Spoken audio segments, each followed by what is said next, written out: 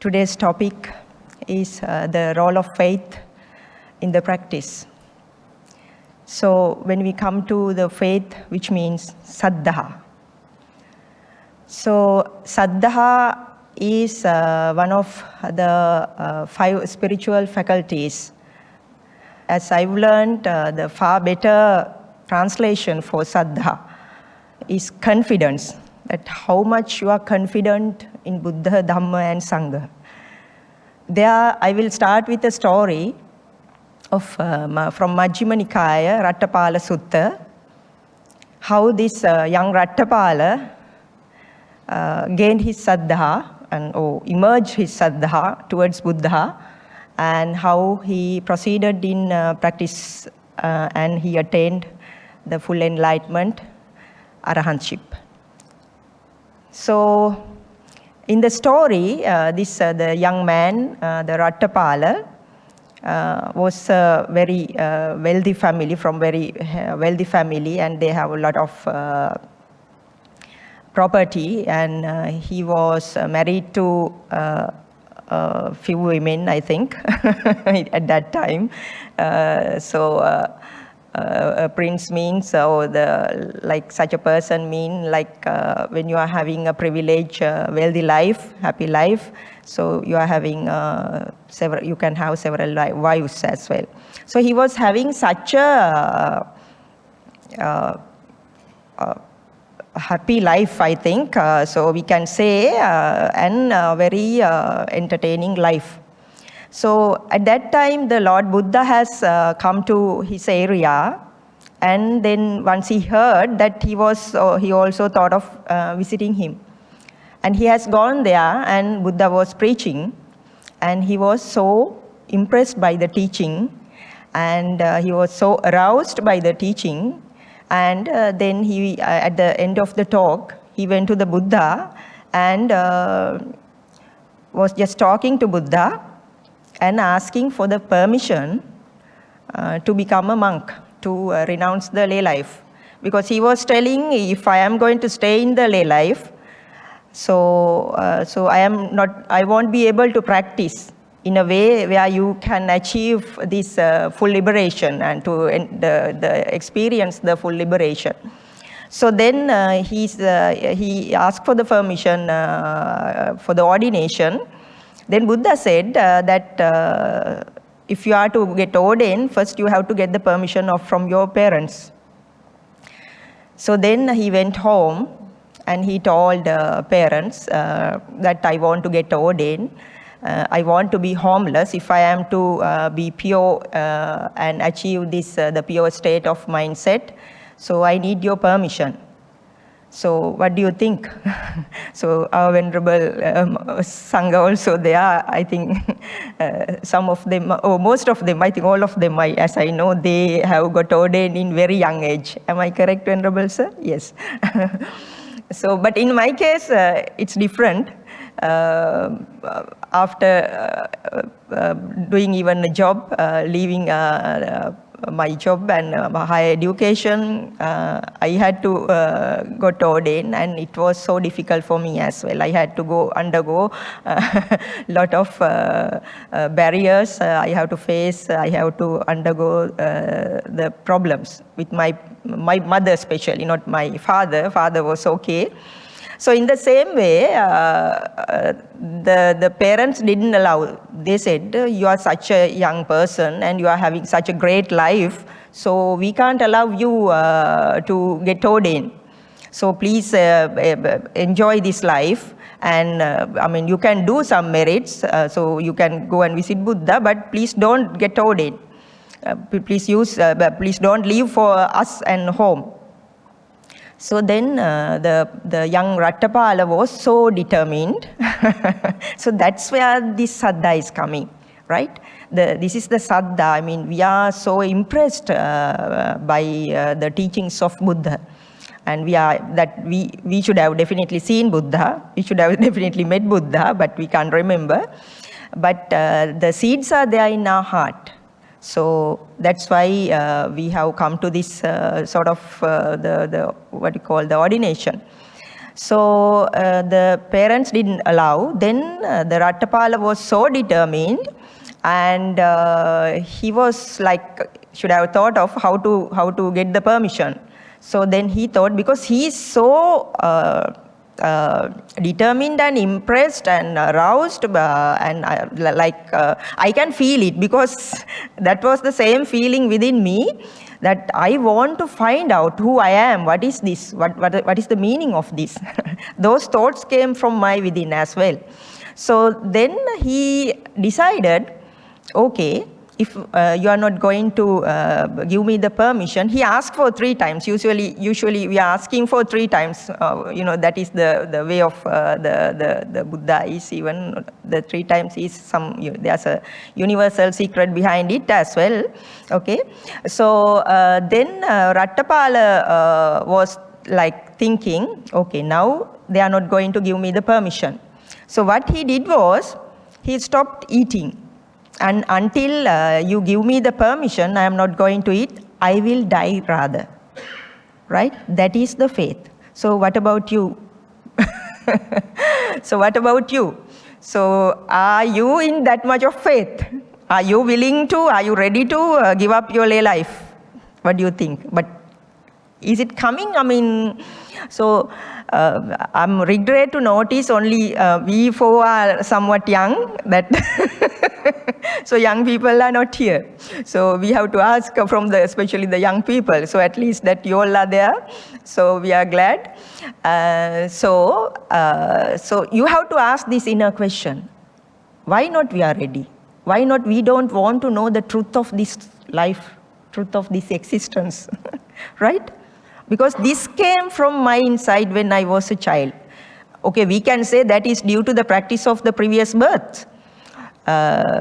So okay, now even if you like, I mean, really aroused, not by the sensual pleasures, but from the truth of this existence, so I think definitely that would come from your within as well. So then he didn't eat. He was just saying, if you give me the permission, so then I can live, otherwise I will die.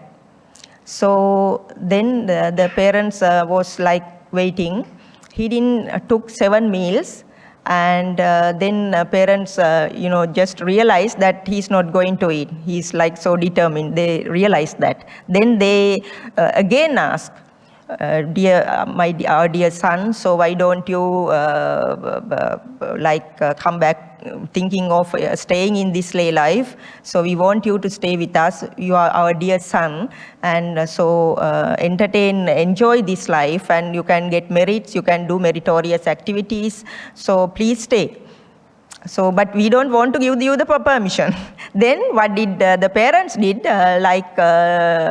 They went to meet Rattapala's friends, and they told them the story.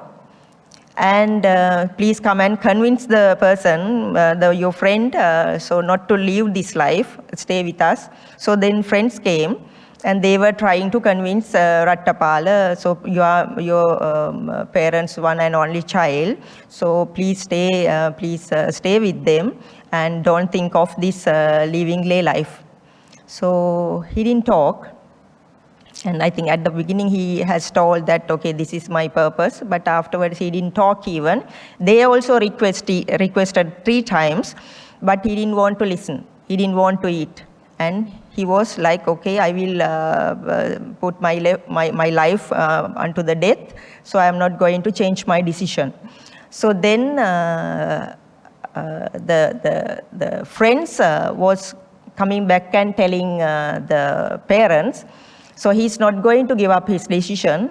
So what will happen is, if you are not allowing him, so he will die.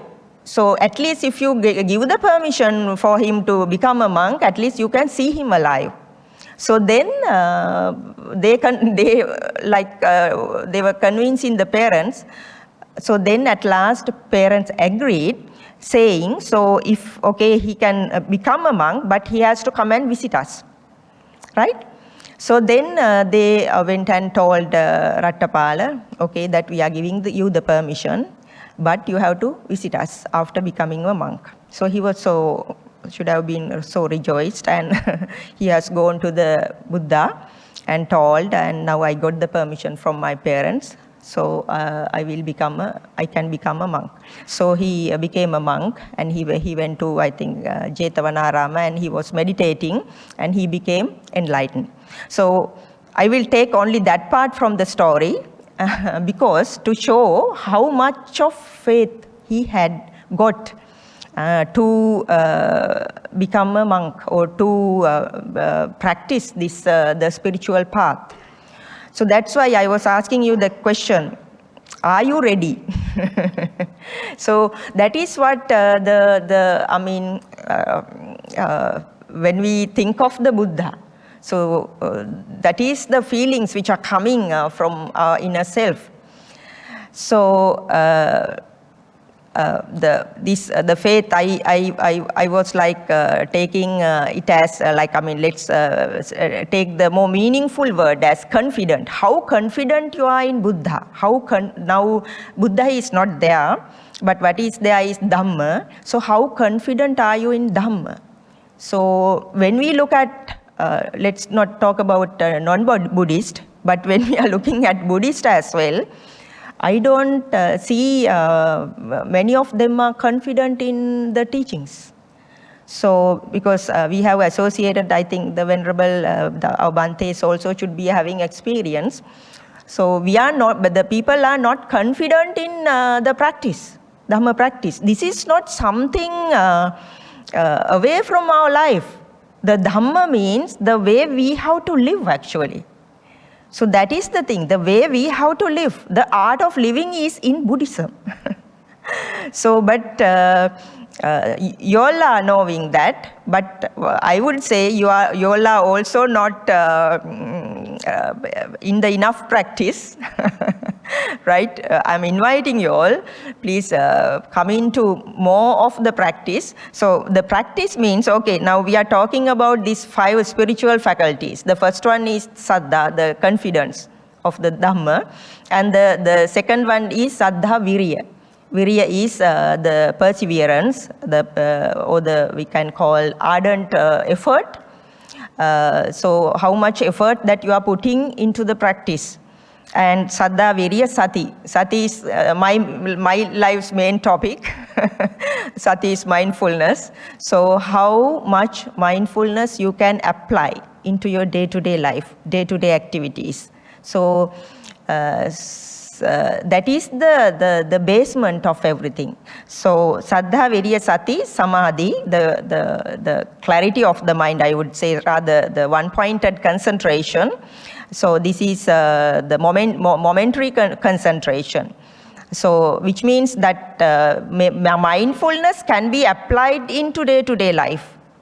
So which means that that is why it is not something concentrated. So you are working, you are doing your daily work, and you are paying attention, you are paying more attention to find out the truth. So mindfulness means the present moment awareness. When you are in the present moment awareness, that the truth, the real nature of life is revealing. Life is coming to the surface in our understanding. So that's where I will. I think there are some of you all have been attended to my previous talks as well. So even in future, if you are attending, if you are associating me, my main topic is mindfulness, where I've learned from one of my main teachers, Most Venerable Dhammajiva Thero from Mithirigala Nissaranavanaya. There we have implemented these mindfulness training programs. So even you should have heard many of the Most Venerable Bhantes from various countries, including Ajahn Braham in Burma, in Thailand. So they are mainly talking about mindfulness. So that's why this is not difficult.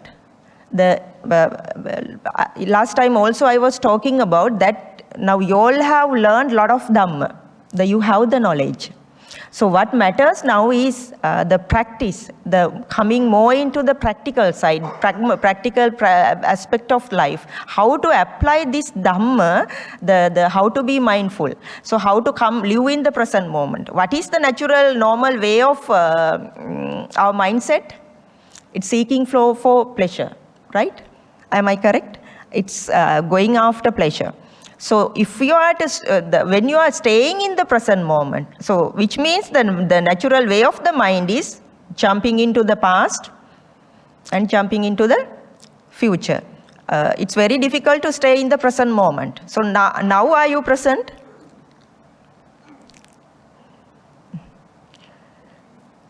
Can you notice any thoughts inside you? And have you recognized them as thoughts? Yeah, this is on the spot we have to check ourselves. So in this present moment, you have to check what is within us. Is this mind running, fantasizing and going here and there, like making stories? So that is the nature of the mind. So if you are to understand, the mind, so when we become present, when we become utterly present, when we are in love with the present moment, so we are starting to understand the mind is not in the present moment. It's like when we teach children, it's like a monkey mind. It's jumping from, like branch to branch, it's jumping from one place to the, to the past and the future. What is the past and the future? It's again, yes, the data, which is the data in the brain. So are we going somewhere now? Like, okay, you can go home now.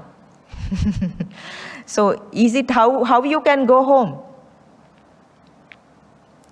The home is recorded in the mind. Your children, your wives, husbands, relatives, all are recorded, the data in the mind. So that's why, when we go into the deep experimental level of how to realize what Dhamma is, what the real living means, so we are finding out about this truth of the mechanism of who we are, mechanism of the mind and the body. So then that is where the mindfulness application is. The fifth spiritual faculty is the prajna, the wisdom. So once you start, once the saddha is coming, if it is the real saddha, so we are now here talking about, it is not the blind faith. So blind faith is where you are not continuously into the practice. Because you have to have the goal. I am always taking myself as the example. So that is the under the nose experience that I am having. So that of course I can talk about myself. So when things were coming from my inside, okay, we can say it's coming due to the past lives practice, the paramitas, the perfections of the previous lives. So there was a purpose. I want to find out exactly the way out of suffering. The three main universal laws: the impermanent nature, unsatisfactoriness, and the non-self nature. So then I think I should have shared with you all that just after leaving the university, because even I got this the glimpse of who I am, find to who I am, but I couldn't do that. I couldn't have I didn't have the practical environment, the support from the teachers. So then after leaving the university, so the such a suffering nature, the inner shock came from my inside. Okay, that I got some knee pains and the bodily pains. So then when I went to consult a rheumatologist, she said that you have got arthritis. So I was thinking, my God, that that is how they labeled it. And then the arthritis coming for all people. So I am in my very good young age. So, but why now I am getting this? And the inner shock came. So that is where I started to investigate. I was thinking, so now how come I am going to come out of this, the shocking thoughts which are producing inside. Even at that time, I didn't notice them as thoughts. It's just a feeling, a deep feeling. So then it came to my mind, okay, Buddha is the one who has found out the way out of suffering. So then I am a born Buddhist, so why not I am finding the truth, what he has talked about. So that was the turning point where I started my spiritual investigation. And until now, yeah, I have found a lot of things through my experiment of more than 20 years. So, and I am so happy. So I am so happy about myself. So that I was able to find out in this very life. So what this actual message of Buddha. So just to share with you that my teacher, the Dhammajiva Thero, he's from this Nissarana. The Nissarana theme is Nibbana in this very life. Right? Nibbana in this very life. Why don't we make up this for this temple as well? So Nibbana in this life itself. Then, it gives us the positive, the positive goal, right? So which means that we can do it in this very life. So otherwise we are just, okay, going through Tripitaka, there is this, how much, 84,000 of Dhamma, which means Buddha has preached in different situations depending on the people, the disciples who came to him.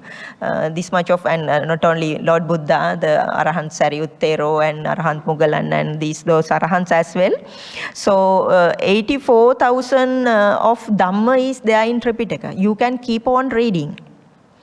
But we will become another scholars, rather achieving what he said, rather experiencing. That is what we call experiential knowledge, rather experiencing by ourselves in this very life what this Nibbana is, what this liberation is, what the real freedom is, what the real happiness is. So if we are to experience this, usually we are talking about the inner peace and happiness. So you should be experiencing this, the sensual pleasures, happiness is there, right? So you all have any kind of unsatisfactory the emotions and thoughts within you? You have. So how about others? So Mr. Leslie is saying he's having some. So what about others? You don't have? So let me ask you the question. Is it more of happiness you are experiencing, or is it more of the other side, or the opposite, I would say? How about you? So I'm asking individually. So I'm asking the question, then you have to ask from yourself. How about your experience? Now you are I think all of you all are more than 40 except our venerable monks. So you have a lot of experience in life. So the Buddha talked about this, the impermanent nature and this unsatisfactoriness, or the suffering nature. So, Buddha mainly has mentioned this whole world is based on the suffering nature. What do you think about that? But on the other hand, he says, okay, the pleasure is there. But the pleasure is followed by pain. The duality is existing. Always the other side, the positive and the negative is there in this, the sensual world, where it is coming from 5 senses. So now Buddha has shown as a real peaceful place where we can dwell beyond 5 senses and 6 senses, of course, 6 senses, the 7th faculty. So any of you all have heard about the 7th faculty, and any of you all have experienced the 7th faculty. So yeah, that is just beyond all the consciousness. Okay, that we are what does it mean by we are living? What does it mean by we are living? We are collecting, the emotions are being formed out of the thoughts. Thoughts are being formed through 5 faculties, the 5 senses, and the memory. Okay, so you understand these things. So to reach this, the inner peace which talked about by Buddha, so that's where we have to practically we have to go. To do that's where we have to be mindful. So Saddha is there, so then that you have to put the effort, but this is what we call ardent effort, the perseverance. So not just some effort time to time, continuously you have to apply it. So then it becomes like most powerful, something, the momentum we are gaining, to get the momentum to reach that state, which talked about by the Buddha. So we have to keep on practicing. That is what is being called bhavito bahulikato. So bhavita, that you have to keep on practicing. Okay, you can come. That is why this mindfulness can be applied in day-to-day life. So that's where. So I will tell you this another example from this Bhante Dhammajiva. He was a person, when he was in the university as well, he didn't want to follow these things, but he was investigating. Then he has been, he met one monk from Australia, Bhante Dhammika. So he has the discussion with Bhante Dhammika. So then he has talked about mindfulness with him. Then the Bhante Dhammajiva was a young man at that time. He was asking, Bhante, how come we are going to practice this mindfulness? We are breaking all the precepts. Right? I am breaking all the precepts. So then this Bhante has told, okay, don't worry about the breaking precepts, but you start to practice mindfulness.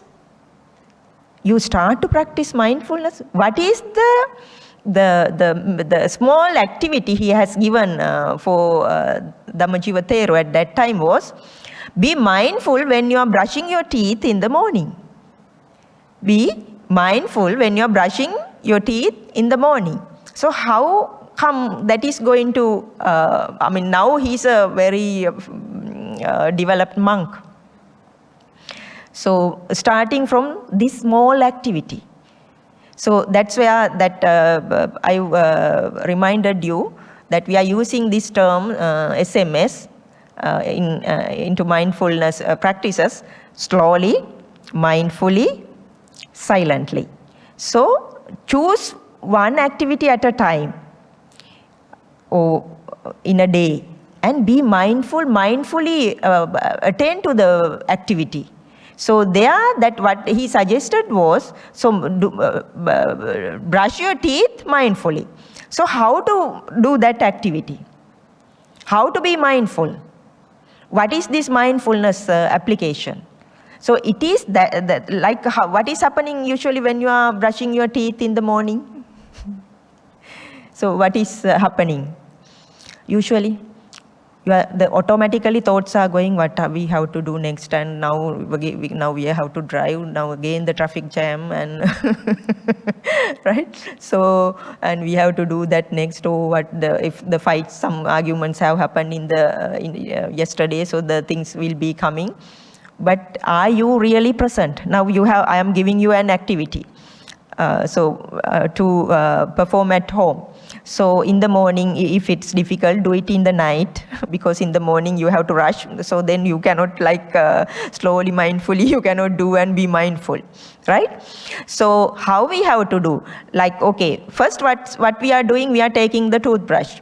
When we are going to take the toothbrush, we are starting to feel feel the sensations of the toothbrush, how hard it is, how smooth it is, and if there are any kind of some other what you call shapes and the structures are there, you can feel the difference. And then if it is cold when you touch it, or if it is warm. So stay with the present moment experience, the original experience. This is original experience of the matter. Right? Now you all are sitting. You can feel that you are sitting. That you can feel the hardness of the chair and the back when it is touching. You can feel the sensation. So, and you can feel the coldness. Right? You can feel the coldness of the AC. And now you are wearing your clothes, you can feel that the touching sensations. Right? And at the same time, you can hear the voices. So they are there. And you can see the pictures. These are the present moment experience. But while you are living here, what will happen? The mind will jump.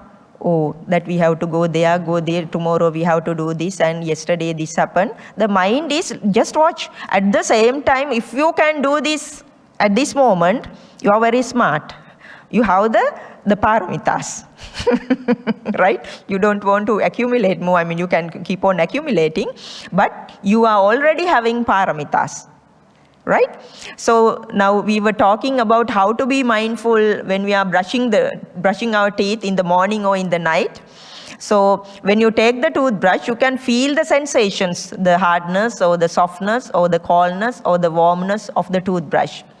And then you are taking the toothpaste. Then again you can feel how soft it is, the feeling of the outer layer.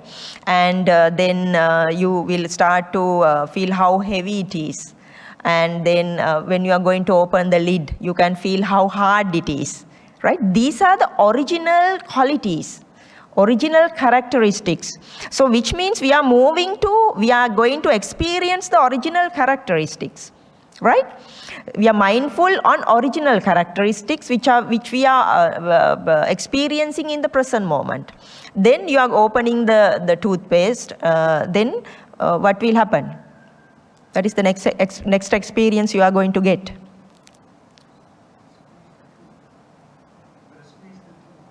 Yeah, you are squeezing. Then what is coming out of it? You are experiencing the smell, right? So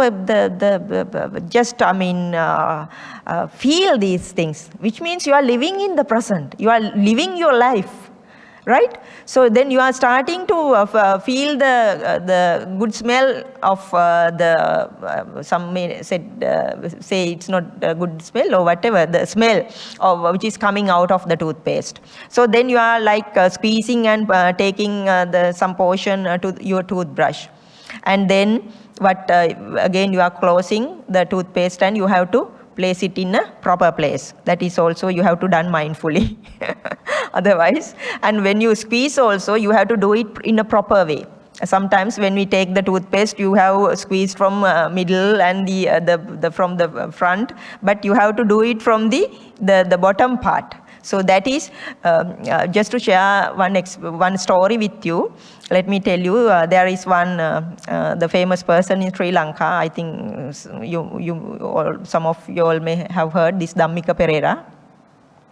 So when he wanted to select managers for his company, what he has done, right? So he has organized one hotel for these people, the interviewees, so who are coming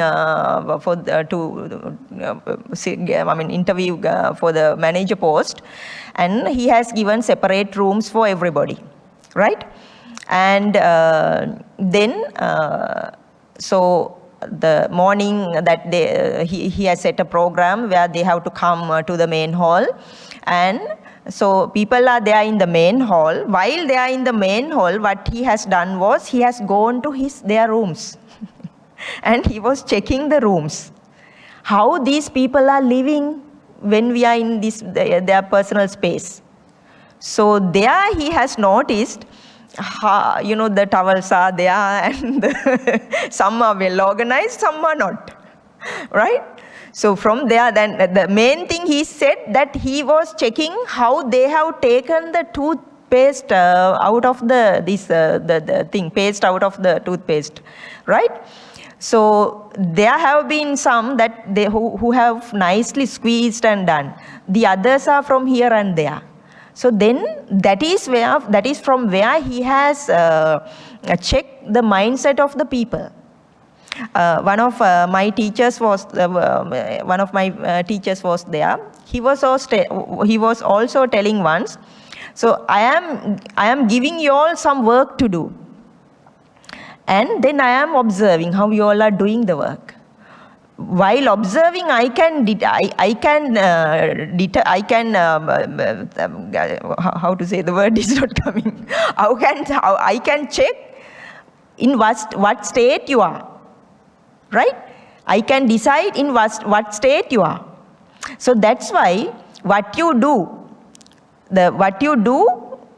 is the thing that is like visible to the outer world, and there the people can decide the state of the mind and your way of the how perfect you are.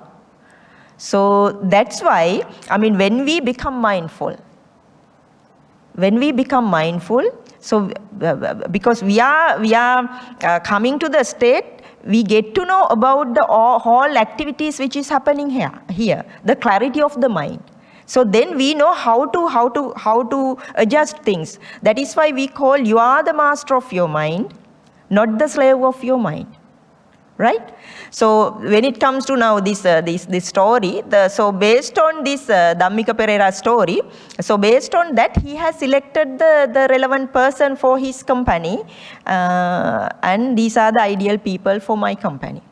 So that's why, coming back to the brushing your teeth mindfully, so then you have to do, okay, then you are taking the brush into your mouth, and then you start to feel the sensations of the threads and the toothpaste.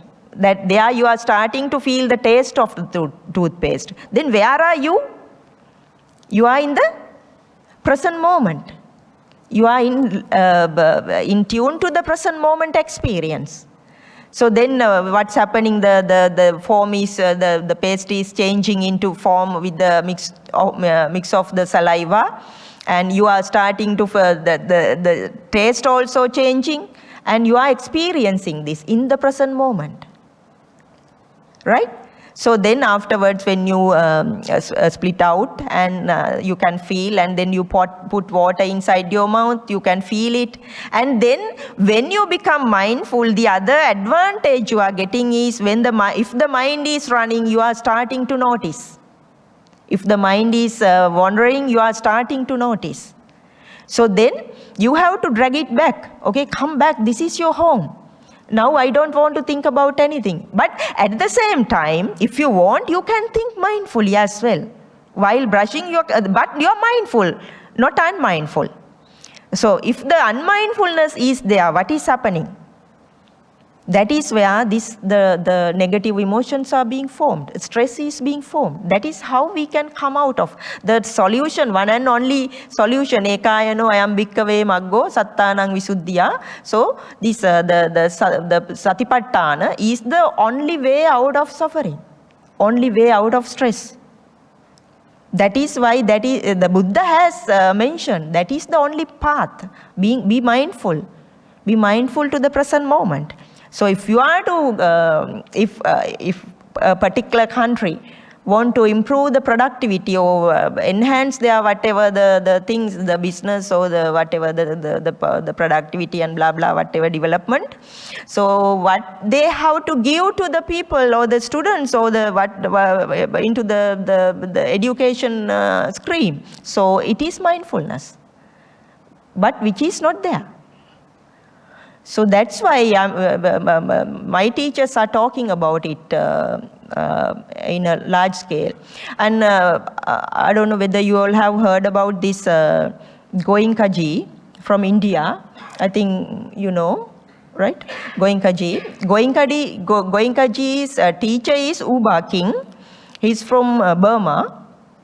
He was one of major person or like a manager or more than that for a lot of companies in Burma. He was like head of everything. But he's the one who's practicing mindfulness. He has achieved a lot of gains from practicing mindfulness. And he's such a successful businessman, as well as a meditation teacher and a successful businessman. So which means to the business, whatever the thing we do, that's why if we are mindful to the present moment, so that's how I'm giving you this practice. Be mindful when you are brushing your teeth, and then you can expand it to the other activities. When you are washing your face, and when you are driving especially. Try to live in the present moment. So now I will just take you for a journey here. Let's be mindful here and now with the present moment experience for few minutes, right? So how to be mindful to this present moment. So now you know you are here and now. First you have to come, I am here and now. I am here and now. So you have to tell yourself. So we are moving from matter to antimatter, right? To experience the unknown. So we are in the field of now, the non-field. So we know that, okay, sense of I is there. So we can feel, we can hear, we feel the breathing. Everything is things are happening in the present moment. We are aware. So other than that, are we aware about when the thoughts are coming? How many of you all notice when the thoughts are coming now within this time period? You all notice that, oh, these thoughts are coming. Have you noticed? While you are listening to me, if the thoughts came, you notice thoughts were coming. But if you with me, only with me, but it's impossible. The thought should have come to you. It's natural. Because this is the nature of the mind, right? This is the nature of the mind. That we are starting to understand because you are present with me. You are in the present moment experience with me. You are in tune to this the discussion and this the energy field. We are in the present moment. But when you are present, you are starting to notice how the mind is jumping. So now we can do it with the closed eye. So I'm inviting you all. So shall we just go inside, to take an inner journey and experience what is happening with us in this present moment. To do that, you can sit comfortably, you can change your posture a little bit and relax, come to a relaxed posture. So you can slowly close your eyes.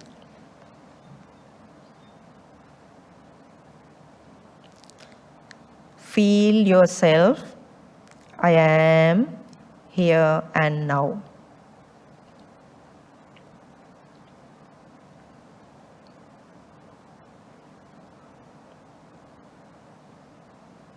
Experience the silence which is coming out of the sounds. Sounds are also there in the background, including this sound.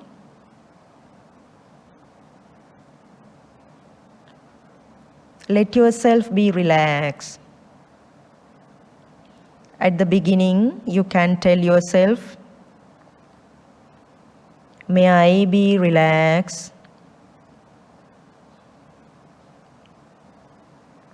May I be in peace.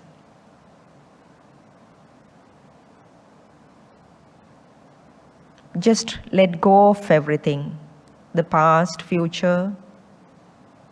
You are in the present moment.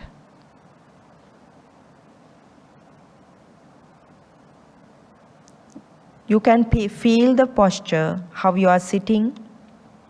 You can feel yourself from top of the head until the feet, how you are sitting.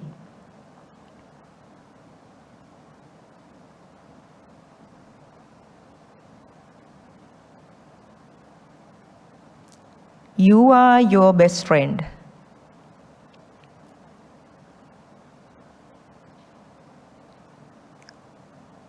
So you are now looking after yourself. You are giving the most precious time for yourself, most relaxed and peaceful state of the mind. Just imagine when you are going to sleep in the night, how relaxed you are becoming. So in this present moment also, let yourself relax. As such, you are going into the sleep in the night. Relax.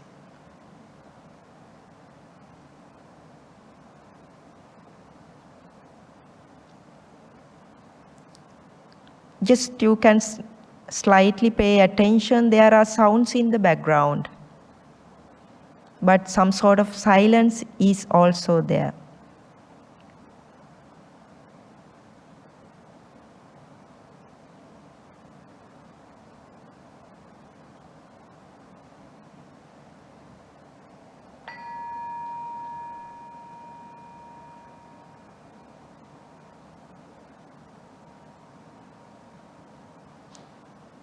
Let your body to be more light and relax.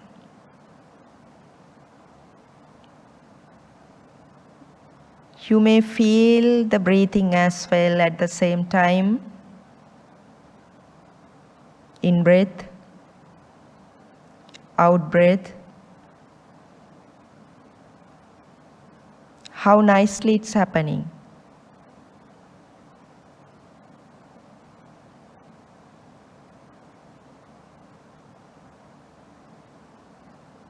Along with the breathing, you can notice how the heart and the tummy is moving backward and forward.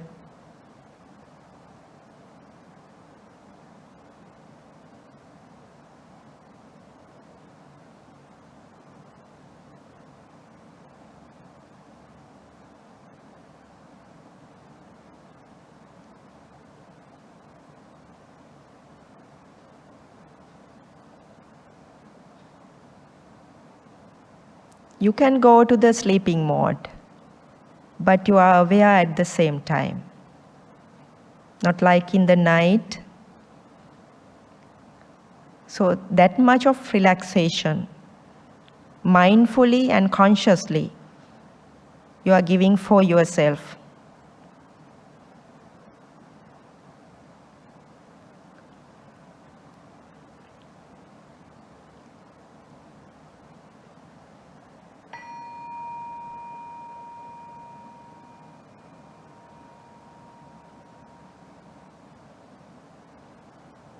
Let yourself be more comfortable, relax.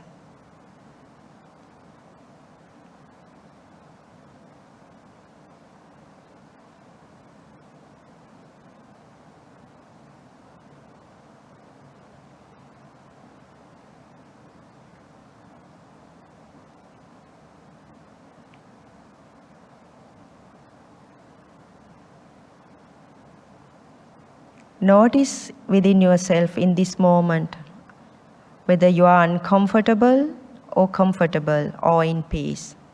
Is there any anger? Is there any unsatisfactoriness? Is there any lust? Or are you in peace? So let yourself go deep into the peace.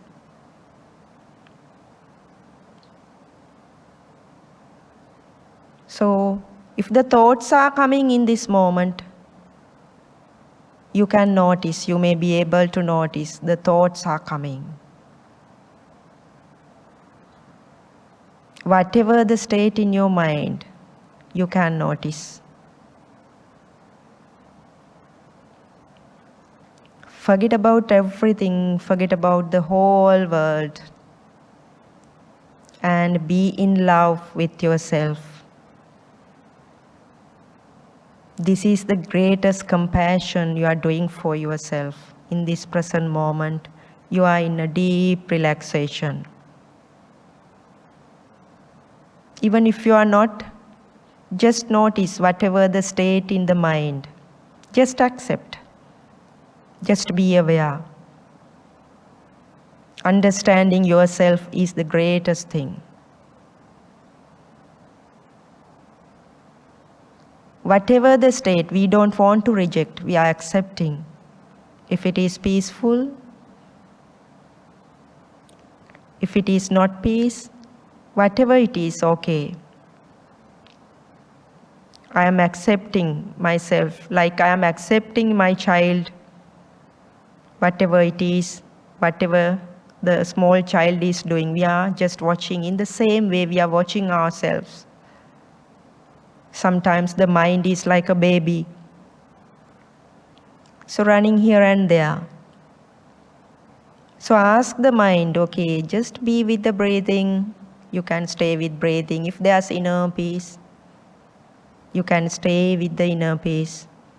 Just relax.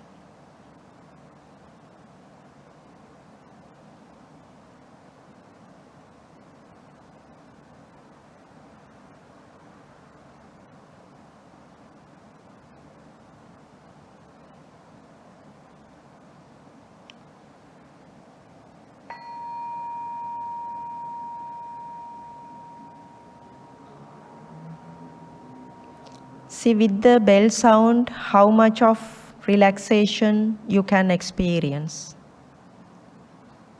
Just listen to the bell sound.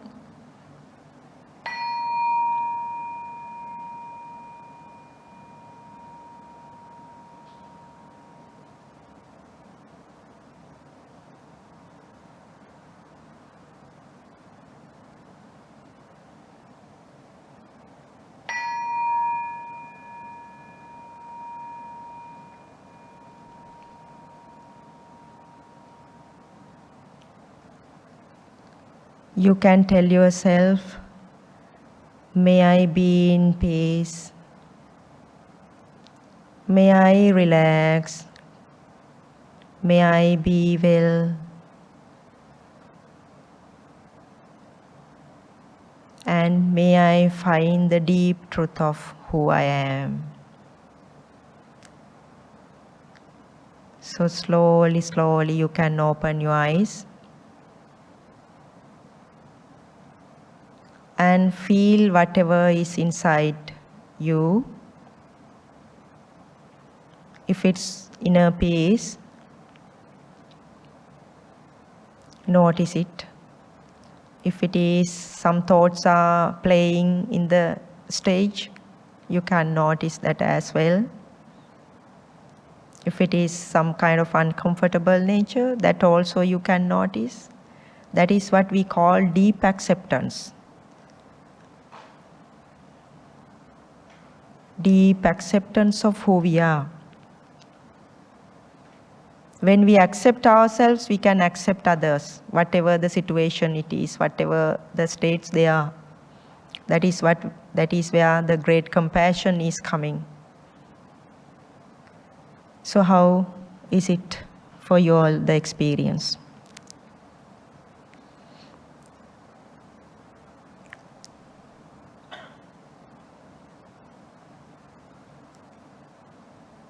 You can slowly open your eyes.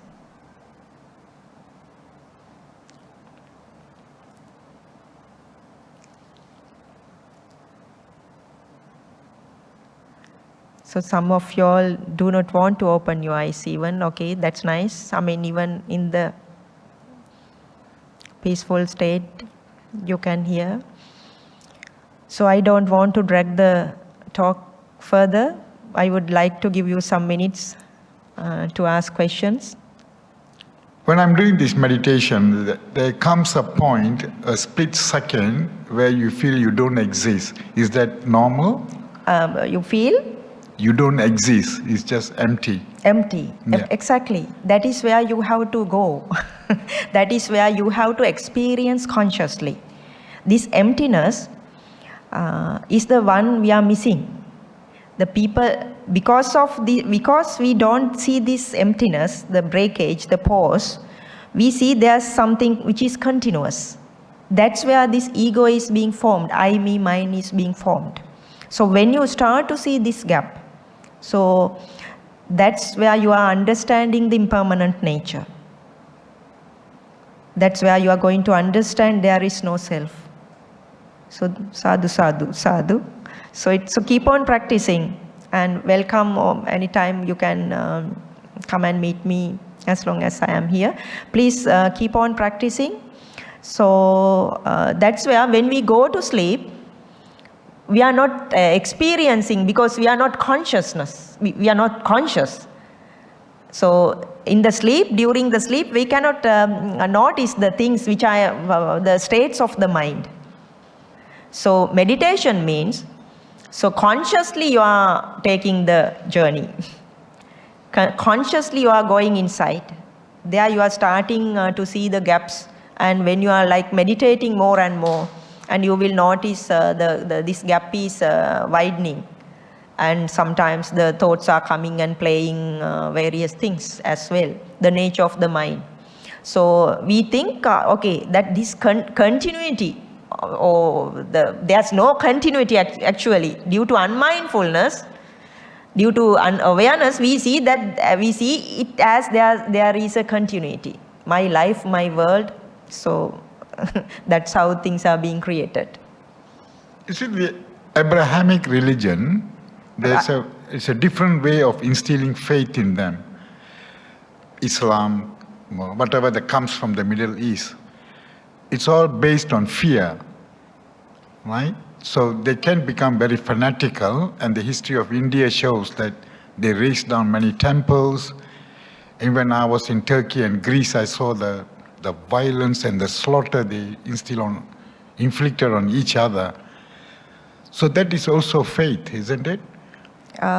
Sorry, I'm not clear of what you asked. Could you please We can instill faith in a person. Faith. Yeah. Yeah.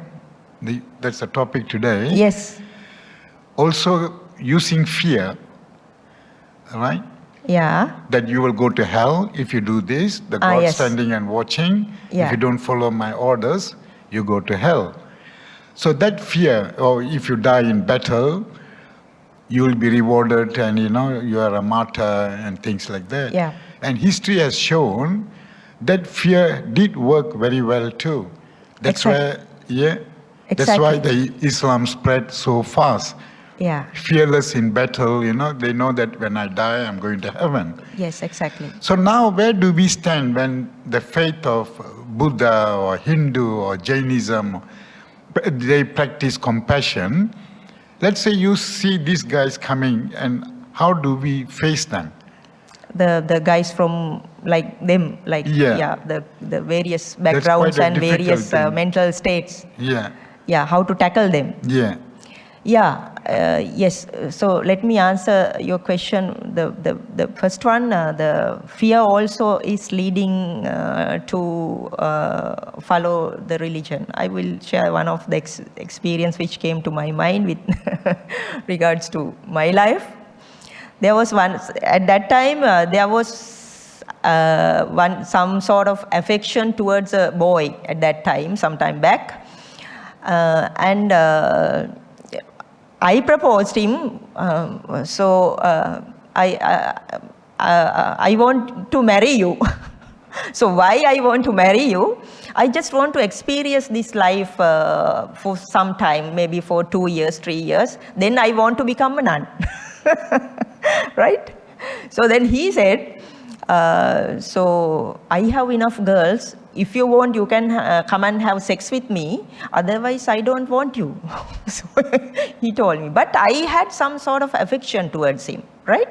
So then he's telling me that he's going to this girl and that girl, and he's a meditator too, right? But he's doing these things as well. So then what's happening to me was, such a pain was inside me, right? So this is after coming to meditation, right? Because that was not the reason for me to come to meditation and find the truth. But this is while I was meditating the experience. So that I want to tell you. So then such painful feelings were inside me. And then I've heard this, because if this pain is going to last, what is happening, that you will go to hell. Right? So you will go to hell. So then I was questioning myself, so why I am like worrying on this boy? So if I am going to maintain these sort of emotions and thoughts, what will be the outcome and the end of the ultimate purpose of my life? So then that is where, like, how I put advise my mind. So you have to come out of this. So that is the fear which was driven, another factor, exactly. So to be more strengthened in my practice. So I hope that it came to my mind. But at last what happened to this boy was, he got married to a girl, and now he's, I think, in the family life. So I turned to this side. But these experiences also have to be there. So now I know, now you ask the question, when somebody is coming to me with this, the breaking love affairs, there are people talking to young girls and boys, and even the husband and wives, they are after breaking with the heartbroken. So then through our own experience, we are understanding them. And when the other people, like once I met a guy, he's from one of the Arabic countries. He's a Muslim. He was called Muhammad, and he has come to this one of Goenka retreats, and we were working together as Dharma servers. And he's always coming to me and talking to me, and he's asking, so I am angry with, there was another boy, I'm angry with this boy, so how I'm going to tackle, and various things he was used to ask. So at this particular, I mean, when we are into this Dhamma service, there are monks and nuns as well. So I was not ordained, but I was there as a 10 precept nun, right? So I was looking after the nuns, and I have organized the everything for monks as well. And but we cannot do the serving part. The men has to go there and they have to do the serving part. Then I told Muhammad, so you have to treat in the way these monks are there, that there's a particular way you have to serve them. So I explained them, and you have to go and serve the monks. Then he was like coming and telling me, you know, I was already in a prison, and very hardly I came out of it, the prison of Muslim prison, right? And now you are asking me again to go into another prison, right? So then I told Muhammad, it's like this. Now we are here for a duty. We have to perform the duty. So think that the President of America is coming. So how are we going to treat him? There's a special way. We have to treat the monks think that the presidents are coming. Think in the same way, treat them, but it is not what you have to do permanently. For this particular retreat, that is how we have to perform. Then he said, okay, and he has gone and he has done the job, and he was coming to me. You know, those presidents are so nice, no? He has talked to them. Right? He has talked to them and he has realized how the way of them are, and then he got impressed. So that I am meeting a lot of Catholic people and the Christian people, Muslims. Even recently I met a family. They are from Israel. They talk Hebrew, and such a nice family with 3 kids. Unbelievable, right? They are not sending these kids to school, this husband and wife teaching them, and this the mother's birthday has been there. So then father has suggested, okay, for your birthday, now it's coming. So let's go for a dinner to some hotel. Let's eat something. So there was this, the second girl, she's I think 9 or 10. And then she was thinking and she has told, mother, father, why not we are going to the nature? So let's go to the nature. And only our family, no friends, nobody. So let's go to the nature. We stay night in the outside nature. So see, they are thinking. So when I was with them, such a calm family, the children, that we two were talking, the lady and I we were talking, and children were in the background. The elder one is the boy, he didn't come even. The two were there, the two girls, very nice girls. Well, little one is like, I think, maybe 6 years old or so. So they didn't disturb at all, but they were just in the background, and she has prepared me some sort of a meal, and I was eating, and she was just looking at. Then I said, you want? Then she was like, she wants, but she didn't want to come. Then I was feeding her. So she was so affectionate, and she was just loving. And so, I mean, that's why, I mean, when you are with the people, you are understanding the energy level where they are. Now, now we are here as a group, but if we start to talk personally, that is the other advantage of being mindful and the meditation. You start to feel the other people. When it comes to Buddha, it's not that just preaching Dhamma, talking. It's the energy connection, heart-to-heart connection is happening, right? That is the most important thing. So you start to feel the other person, right? So when I talk to the Catholic people, I am taking the example of the crucifixion of Jesus. So, and we talk about the people undergoing a lot of pain, or the old people undergoing a lot of pain. So when these people are coming and talking, the Catholics and Christian people, I am taking the example, why don't you look at Jesus? He was crucified and he was in such a pain, but it says he wasn't in the pain, but there was some sort of mechanism has happened there, something is also there. But we'll imagine that he was in a pain. So then, while being in such a huge pain, what he said? Oh Father in heaven, please forgive these people. So such a the loving compassion. Jesus is such a loving person. So that's why, I mean, we can tackle with anybody. That's why I would say you become so confident, right? Once you take the refuge of Buddha, Dhamma and Sangha, such a confidence, self-confidence is creating inside yourself. The fear, that's what. If we say one word for all defilements, it's fear. So when you become mindful, your fear is dissolving. You can face any situation, any incident. So that's where once there was one of my nuns, and with her I was in the forest. At that time I was not ordained. Then in the night, we were in a cave, very big cave, where there are no doors. And in the night, but she is such a clever nun. So I am, in my case, but I was under the studying level, learning level. So the sounds are coming, right? It's like sometimes the mind is creating, okay, this might be this animal, that animal, right? The mind is creating the story. But then, because of your practice of mindfulness, you are like, we call it this yoniso manasikara, the wise reflection to the core of your mind. That's where when you experience the empty state, then you start to notice how the thoughts are coming from your inside. Then in the same way, when I am, then I notice the fear, how the fear is being formed. That's why in the same way you can notice how the lust is being formed, how the anger is being formed. So that's why we say that you need to have the practice.